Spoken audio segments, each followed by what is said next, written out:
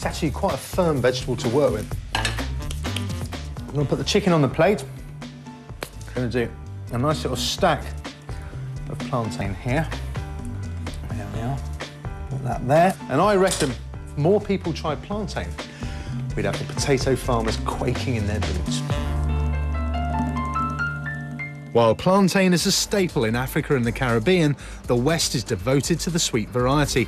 The UK alone consumes 10 million bananas every day, and it's a technological feat getting all those bananas on the shelves perfectly ripe. Bananas, as with all fruit, is a living product, and we need to control the ripening process from start to finish to ensure that we get the best colour onto the supermarket shelves.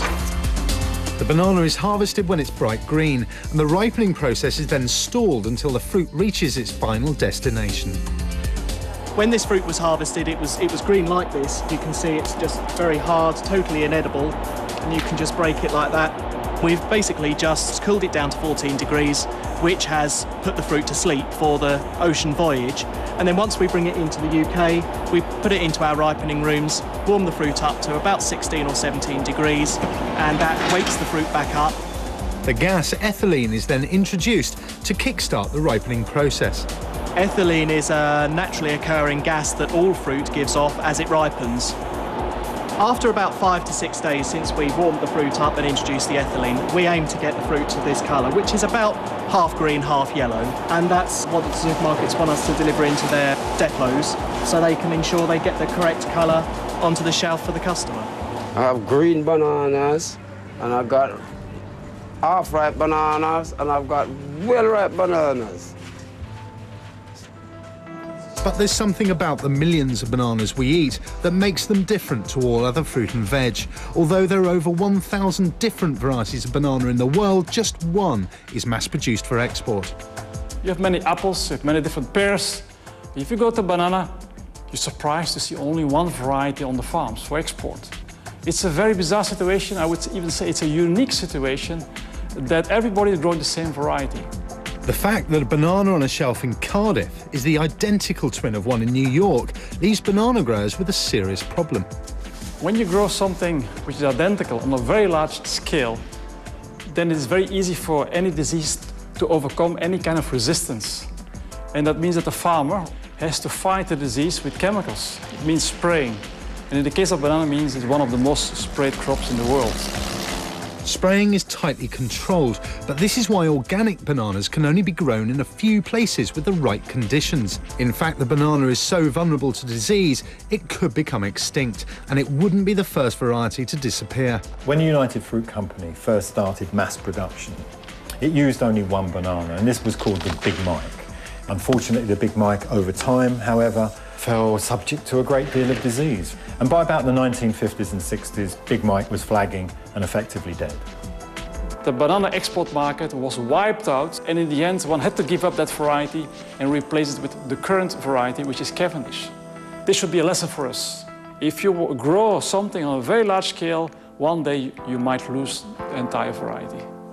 And the future is not looking rosy for the variety we eat today. We have also now Cavendish dying off of another fungus, and I mean dying, disappearing, in some countries in Asia. And I hope that that disease will not spread to the other continents, because then we're losing Cavendish. And the banana as we know it, it will disappear.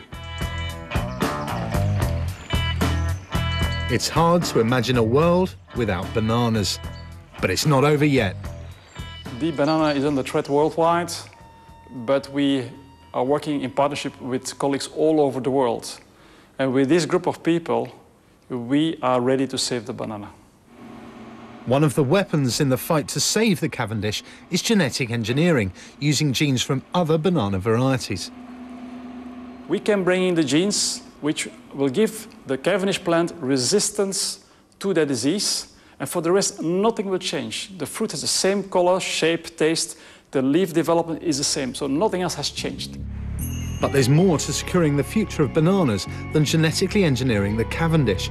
In order to preserve biodiversity for the future, he has gathered from other scientists and from the wild the biggest collection of banana varieties in the world. These varieties which we have collected with our partners all over the world are stored here in the laboratory in test tubes.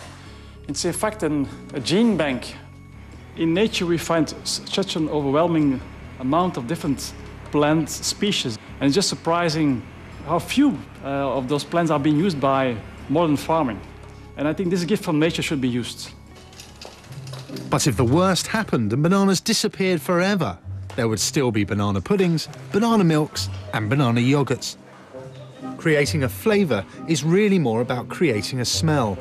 When we create a flavouring for food, we're actually focusing more on the aroma of that food. Your experience of that flavour is a combination of the smell and the taste. But the dominant part of that really is the aroma. If you hold your nose when you consume food, it's harder to distinguish what it actually is. And the reason for that is you are blocking your sense of smell. So how do you recreate the flavour of a banana? With a banana, for example, we will try and find out why it smells and tastes of a banana and not of a pear, for example. You know, there are characteristic things in a banana that mean it tastes and smells like a banana. In fact, you can get a very basic banana flavour by combining just 4 different molecules. Each one has a familiar smell, but on their own, none of them smell anything like bananas. The typical banana character can be approximated with actually very few materials. For example, cis-3-hexanol is a molecule that's found in bananas, but when you have it in its pure form, it has the aroma of cut grass, which is really quite a surprise. When you eat a banana, you don't think, I can taste cut grass. Then we have isoamyl acetate, which is very recognisable to most people as the smell of pear drops. The chemical ethyl methyl hydroxyfuranone, which is quite a mouthful, is very reminiscent of candy floss. Probably the most surprising component in banana is eugenol, which is very reminiscent of the spice clove. Now, you really wouldn't expect a clove spice smell in a banana, but when you combine the smell of clove with fruity, green and sweet characteristics, you get an amazing sudden snapping into focus of the total smell. Suddenly it becomes banana, and it's just such a surprise. Now, we all know that bananas are healthy, but did you know that they form part of the ultimate hangover cure? We're going to make a banana smoothie. So crack on. We're going to get the milk into the blender. There we go. A little bit of Greek yogurt, just to give it a really nice creamy taste. And just give it a grown-up flavour, I'm going to add a pinch of cinnamon. And to sweeten it, you could use sugar, you could use honey, but I really like maple syrup. There we are. And then finally, the bananas. Now, the main causes of a hangover are dehydration and the depletion of electrolytes, magnesium and potassium. And both magnesium and potassium are found in bananas. So it's really all about rehydrating your body. Right, banana in, lid on. Right, turn it on, blend it up really well. Lovely. Let's do a few glasses up, because you look like you need it, to be honest with you. Right, there we are. Take a sip of that, you will feel better in minutes.